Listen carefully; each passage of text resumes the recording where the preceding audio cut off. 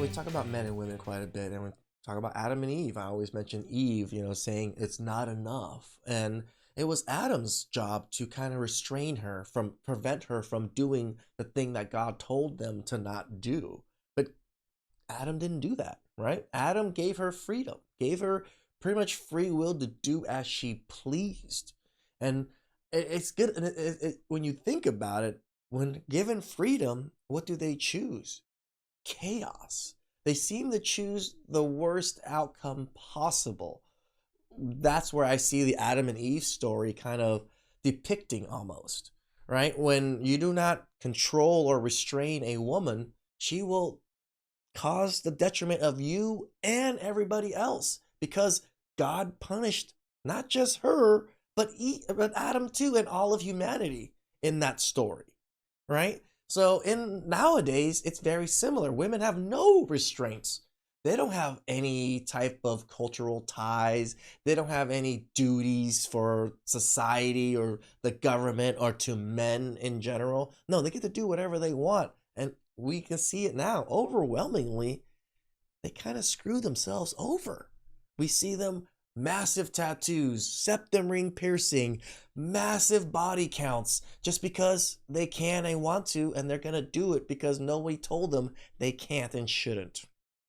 Guess what happened next? Give a girl unrestrained freedom and watch her become the worst version of herself. Naturally, here comes the psychobabble from disapproving women, accusing men of predatory behavior. My theory is that a reason these men don't like tattoos on women is because it's an outward sign of creative agency and self-ownership. Right. It signals Creative that the woman's agency. body is hers and no one else's. It aesthetically undermines and rejects men's felt entitlement to our bodies. Oh, it's an outward sign, all right, but not the one she claims. Women with tattoos are more sexually open, according to a study. Showing 100%. skin, tattoo visibility status, egalitarianism, and personality are predictors of sexual openness among women. Women with tattoos reported greater willingness to engage in uncommitted sexual relations, as well as higher endorsement of egalitarianism and sensation-seeking relative to non-tattooed women. I mean, we see the videos of the septum rings and the women with blue hair with massive tattoos on their necks, arms, and everything. They do tend to lean towards those things. Endorsement of egalitarianism as well. Saw that one coming. Not big fans of patriarchy, huh? Nope.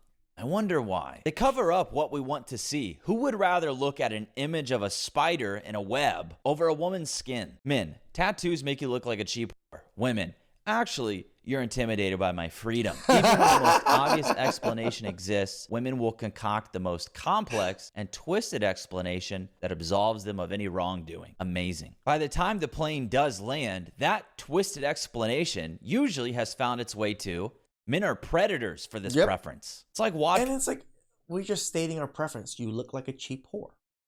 That's what you look like to us. And a lot of people are saying that. But no, in theory, nobody cares your theories. This is what men feel and say. Watching someone twist themselves into a pretzel to avoid admitting the obvious. Just like this. Barack Obama to 5 million people on social media. Boy, folks, I sure do love my wife, let me tell you. Michelle Obama to 24 people listening to her podcast. My life isn't what I wanted it to be, and a lot of it is because of Barack, who is very imperfect. Well, she's secure enough in her relationship where she can talk candidly about the realities of marriage and being with one of the most powerful people alive.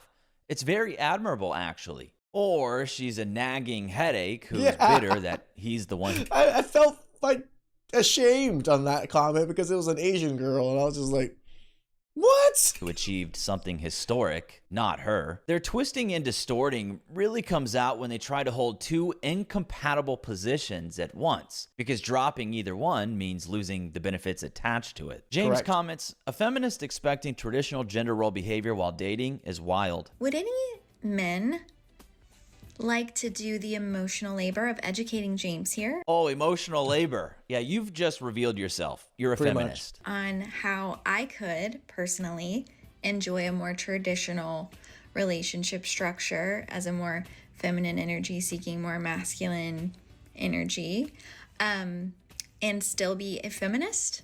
That would be awesome. She couldn't even No, you couldn't even explain it.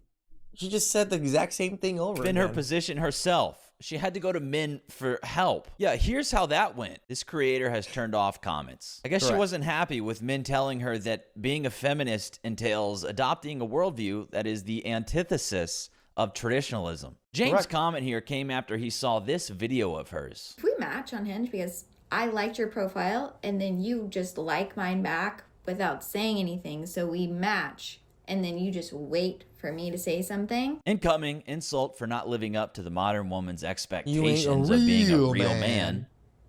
I just want to let you know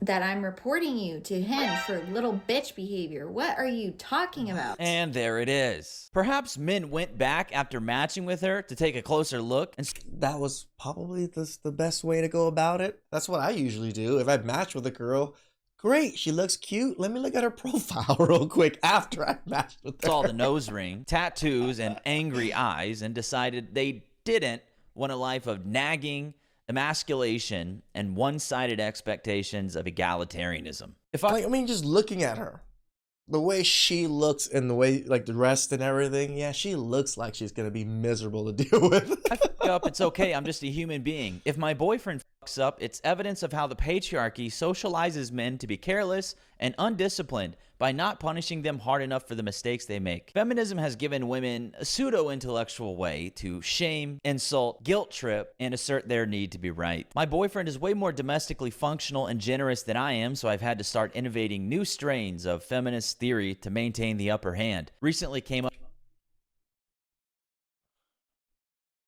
Weaponized competence? with the term weaponized competence, twisting themselves into pretzels so that they can make it about patriarchy bad and man bad. This kind of joke is becoming popular on the left, and I think it's because on a subconscious level, they know they're all just using social justice as an excuse to create theories they can tactically deploy to grab the upper hand in social situations. Yeah, Pretty like much. theories that men prefer no Like it's just any way to trash men and promote women. tattoos on women because it's a sign of creative agency and self-ownership, and it aesthetically undermines and rejects men's felt entitlement to their bodies. It's so candid at this point.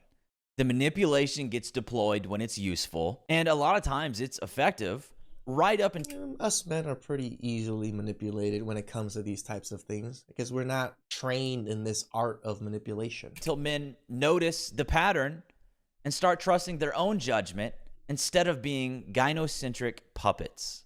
You know, it's fine that these women want to say all these things and want to put men in this light.